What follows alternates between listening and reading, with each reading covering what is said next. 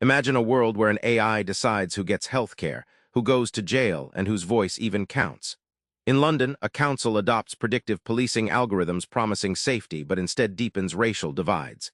Dan McQuillan warns us, this isn't just tech failing, it's a political storm brewing.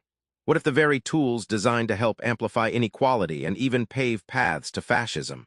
Let's pull back the curtain on AI's darker blueprint. AI isn't neutral. It carries political weight that shapes societies quietly but forcefully. McQuillan invites us to see how these codes aren't just math, but acts with consequences. In London, when predictive policing software was deployed, crime rates didn't just shift, but the data disproportionately targeted Black and minority neighborhoods. The algorithms learned from decades of biased policing records, turning supposed objectivity into tools of marginalization. McQuillan details how this example reveals AI's inability to fix, or even fully recognize, social injustice. Think of AI algorithms as gardeners pruning a hedge, but with a blindfold on. They trim based on past shapes without questioning if those shapes are healthy. AI optimizes endlessly for efficiency and cost-cutting, mirroring global austerity's focus on shrinking welfare rather than growing well-being. It's a machine regurgitating human prejudice embedded in budget decisions. Maybe surprisingly, McQuillan draws a chilling parallel. The logic within AI systems, ranking, exclusion, surveillance, shares DNA with far-right politics.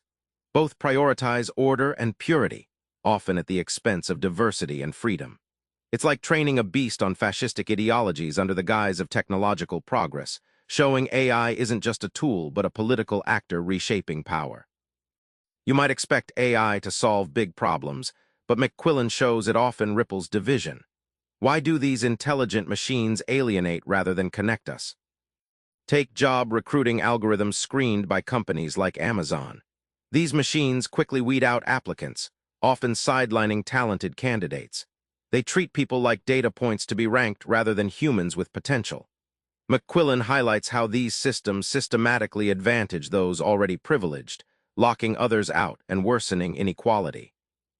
Imagine a judge who decides cases based solely on numbers, ignoring stories or contexts. AI makes decisions from cold data patterns, lacking empathy or moral imagination. This is why AI-driven welfare systems often penalize rather than support vulnerable citizens, a reminder that quantitative isn't always just or kind. When AI-driven decisions fragment society into neat categories, profiles, groups, risk levels, they corrode shared purpose. McQuillan warns this splintering undermines collective freedom, replacing solidarity with suspicion. The tech that promised a connected world instead amplifies isolation, turning social bonds brittle as glass. So what's the way forward? McQuillan offers a bold call. Resist the AI we have and build one that centers collective care and democratic control.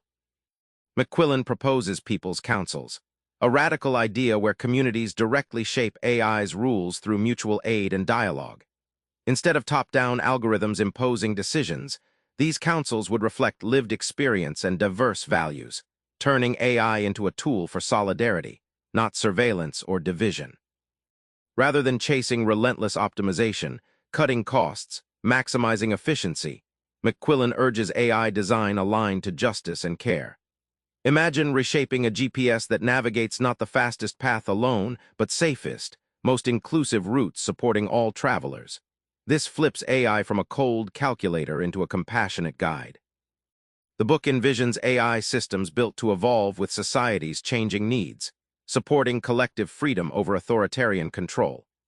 McQuillan's vision is a technology that doesn't lock us into outdated biases, but adapts democratically, fostering autonomy and dignity in a world where human and machine collaborate for the common good.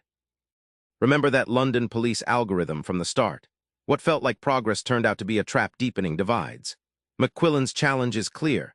AI isn't fate. You can insist on technologies built for care, not control. Next time you scroll past an algorithm deciding your world, try asking, who's it really serving? That question could be your first step in resisting AI as we know it. Subscribe for more book summaries like this one.